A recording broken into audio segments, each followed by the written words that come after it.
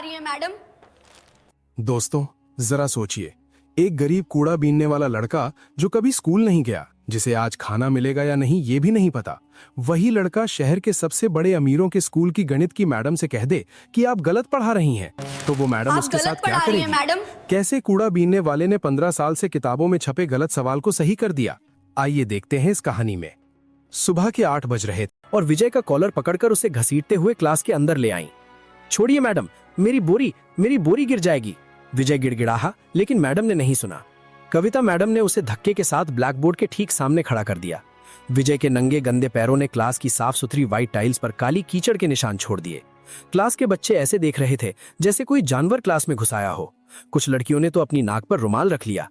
कविता madam ने उसकी आंखों में आंखें डालकर बेहद गुस्से में कांपती हुई आवाज में कहा, तू 2 टके का अनपढ़ जाहिल मुझे सिखाएगा? तुझे पता है मैं कौन हूं? मैं गोल्ड मेडलिस्ट हूं। पिछले 20 साल से गणित पढ़ा रही हूं और ये सवाल 15 साल से किताब में है। बड़े बड़े विदेशी लेखकों ने इसे लिखा है और तू जो कचरे में सड़ा खाना ढूंढता है, तू कहेगा कि ये गलत है? तेरी औकात क्या है? रोहन पीछे से हंसा। मैम, इसे तो 2+2 भी नहीं आता होगा, बस ड्रामा कर रहा है। मजे लेते हैं इसके, इसे सॉल्व करने दीजिए। कविता मैडम ने टेबल से एक चौक उठाया और विजय के मुंह पर मारकर फेंका। पकड़ चौक। मैडम चिल्लाई, अगर तुझे इतना ही पता है तो इसे सही करके दिखा, लेकिन याद रखना, अगर तूने गलत किया या मेरा 1 मिनट भी बर्बाद किया तो कसम है मुझे स्कूल के नियमों की, तुझे इतना मरवाऊंगी कि तू अपने पैरों पर चलकर घर नहीं पहुंचेगा और तेरी ये बोरी भी जला दूंगी। कर सॉल्व। विजय की सांसें फूल रही थीं।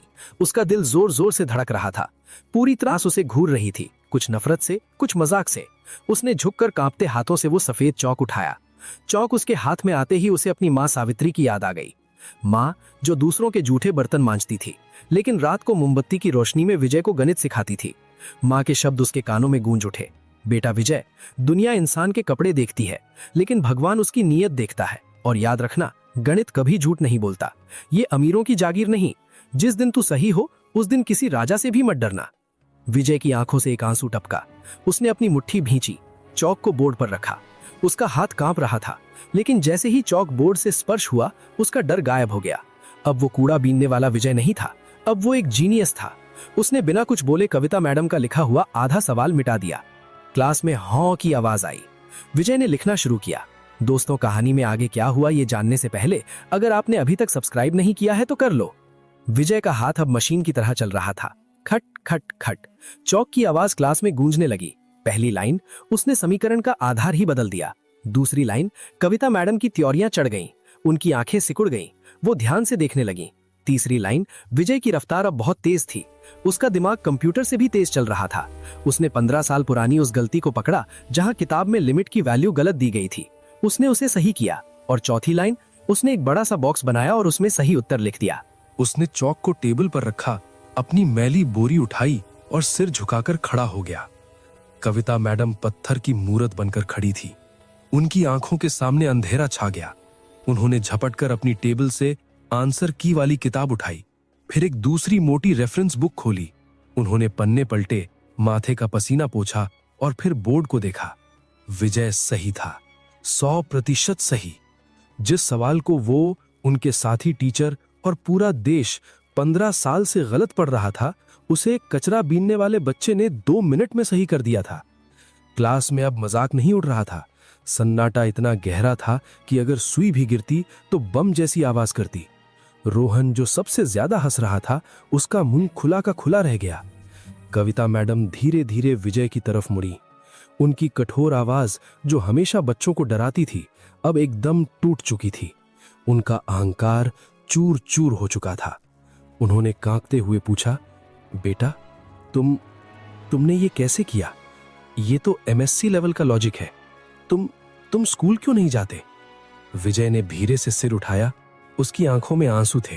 उसने कहा, मैडम, मैं स्कूल कैसे आऊं? यहां आने के लिए फीस चाहिए, यूनिफॉर्म चाहिए, जूते चाहिए। मेरे पास तो बस ये बोरी है। मां सिखाती थी मुझे। मैडम ने पूछा, तुम्हारी मां क्या करती हैं? विजय की आवाज भर्रा गई। वो मर गई मैडम, 2 साल पहले। वो गणित की टीचर बनना चाहती थी, लेकिन गरीबी ने उन्हें मार डाला। मरते वक्त मां ने मेरा हाथ पकड़कर कहा था, बेटा, मेरे पास तुझे देने के लिए दौलत नहीं है, बस ये ज्ञान है, इसे कभी मरने मत देना। मैडम, मैं रोज कूड़ा बीनते हुए खिड़की से आपकी क्लास सुनता हूँ। आज जब आपने वो गलत लिखा तो मुझे लगा अगर मैं चुप रहा तो मेरी माँ का सपना टूट जाएगा। गणित गलत नहीं होना चाहिए मैडम, चाहे इंसान कितना भी गरीब हो। विजय की ये बात सुनकर क्लास की कई लड़कियों की आंखों से आंसू बह निकले। कविता मैडम को ऐसा लगा जैसे किसी ने उनके गाल पर तमाचा मारा हो। उनका शिक्षक हृदय जाग उठा, उनकी आंखों से आंसू गिरने लगे। वो आगे बढ़ीं और सबके सामने उस गंदे बच्चे के सामने घुटनों पर बैठ गईं। उन्होंने विजय के गंदे हाथों को अपने हाथों में ले लिया। बेटा, मैंने हजारों बच्चों को पढ़ाया है, लेकिन आज तुमने मुझे पढ़ा दिया, कविता मैडम रोते हुए बोली। दोस्तों, विजय की हिम्मत और उसकी मां के संस्कार देखकर अगर आपका दिल भी भर आया है तो कमेंट में जरूर बताएं कि आप ये वीडियो किस शहर या गांव से देख रहे हैं। हमें पढ़कर बहुत खुशी होगी। लेकिन कहानी अभी खत्म नहीं हुई थी। असली तूफान तो अब आने वाला था। विजय की किस्मत का फैसला होना अभी बाकी था। तभी क्लासरूम के दरवाजे पर एक भारी और कड़क आवाज गूंजी। मिसेस कविता, ये क्या तमाशा लगा रखा है? ये स्कूल के मालिक और प्रिंसिपल मिस्टर ओबेरॉय थे। वो स्कूल राउंड पर थे और क्लास में एक गंदे बदबूदार लड़के को देखकर और अपनी स्टार टीचर को उसके पैरों में बैठा देखकर उनका पारा 7वें आसमान पर चढ़ गया। मिस्टर ओबेरॉय ने नाक पर रुमाल रखते हुए चिल्लाया, छी! ये गटर का कीड़ा मेरी एलीट क्लास में क्या कर रहा है? इसे अंदर किसने आने दिया? कविता मैम, आपको पता है ना हमारे स्कूल का स्टैंडर्ड। अगर किसी पेरेंट ने देख लिया कि उनका बच्चा एक भिखारी के साथ खड़ा है तो कल स्कूल पर ताला लग जाएगा। मिस्टर ओबेरॉय ने गार्ड्स को आवाज लगाई, गार्ड, कहां मर गए सब? 2 हट्टे कट्टे सिक्योरिटी गार्ड लाठी लेकर अंदर दौड़े। पकड़ो इस लड़के को और इसे धक्के मारकर बाहर निकालो, और हां, अगर दोबारा ये स्कूल के आसपास भी दिखा तो इसकी हड्डियां तोड़ देना। विजय बुरी तरह डर गया। वही पुराना खौफ लौट आया। उसने हाथ जोड़े, मैडम मत मारना, मैं जा रहा हूं, मुझसे गलती हो गई, मैं कभी नहीं आऊंगा। उसने अपनी बोरी को सीने से लगाया और दरवाजे की तरफ बढ़ा। उसकी चाल में इतनी बेबसी थी कि देखने वाले का कलेजा फट जाए। रुको! ये आवाज मिस्टर ओबेरॉय की नहीं, कविता मैडम की थी। कविता मैडम ने अपने आंसुओं को पोंछा और आगे बढ़कर गार्ड का रास्ता रोक लिया। वो एक शेरनी की तरह विजय के आगे खड़ी हो गई। ओबेरॉय हैरान रह गए। कविता, तुम्हारी अकल ठिकाने है? तुम मालिक से जुबान लड़ा रही हो इस कचरे वाले के लिए? कविता मैडम ने एक गहरी सांस ली और विजय का हाथ कसकर पकड़ लिया। उन्होंने ओबेरॉय की आंखों में आंखें डालकर कहा, सर, अपनी जुबान संभालिए। ये लड़का गटर का कीड़ा नहीं है, ये हीरा है, कोहिनूर। इसने आज वो कर दिखाया जो हम सब मिलकर 15 साल में नहीं कर पाए। इसने 12वीं के बोर्ड का गलत सवाल सही किया है। अगर ये स्कूल ऐसे टैलेंट को नहीं पहचान सकता तो ये स्कूल शिक्षा का मंदिर नहीं, एक व्यापार की दुकान है। ओबेरॉय का चेहरा गुस्से से लाल हो गया। कविता, अपनी हद में रहो, तुम एक मामूली टीचर हो, मैं तुम्हें अभी इसी वक्त नौकरी से निकाल सकता हूं। कविता मैडम ने अपना पर्स उठाया और टेबल पर पटक दिया। तो निकाल दीजिए सर, मुझे ऐसी नौकरी नहीं चाहिए जहां बच्चे का दिमाग नहीं, उसके पिता का बैंक बैलेंस देखा जाता हो। मैं आज अभी इसी वक्त इस्तीफा देती हूं। अगर ये बच्चा स्कूल से बाहर जाएगा तो मैं भी इसके साथ जाऊंगी। मैं इसे सड़क पर पढ़ाऊंगी, पेड़ के नीचे पढ़ाऊंगी, लेकिन इसके हुनर को मरने नहीं दूंगी। पूरा क्लासरूम हिल गया। किसी ने उम्मीद नहीं की थी कि सख्त मिजाज कविता मैडम एक अनजान बच्चे के लिए अपनी नौकरी कुर्बान कर देंगी। तभी गेट पर खड़े स्कूल के सबसे पुराने चपरासी दीनानाथ काका दौड़ते हुए अंदर आए। वो बुरी तरह हाँप रहे थे। उनके हाथ में एक पुराना पीला पड़ चुका लिफाफा था। मैडम, ओबेरॉय साहब, अनर्थ मत करिए, इस बच्चे को मत निकालिए। ओबेरॉय चिल्लाए। अब तुझे क्या हुआ दीनानाथ? तू क्यों बीच में बोल रहा है? दीनानाथ काका की आंखों से आंसू बह रहे थे। उन्होंने वो लिफाफा कविता मैडम के हाथ में थमा दिया। मैडम, मैं इस बच्चे की माँ सावित्री बिटिया को जानता था। वो कोई मामूली औरत नहीं थी। ये देखिए उसकी मार्कशीट और ये खत वो मरने से पहले मेरे पास रखवा गई थी। कहा था जब मेरा बेटा बड़ा हो जाए तो उसे देना, लेकिन आज सही वक्त है। कविता मैडम ने कांपते हाथों से लिफाफा खोला। अंदर एक पुरानी डिग्री थी जिस पर लिखा था Savitri Devi, gold medalist in mathematics, state university. Kavita madam के पैरों तले जमीन खिसक गई।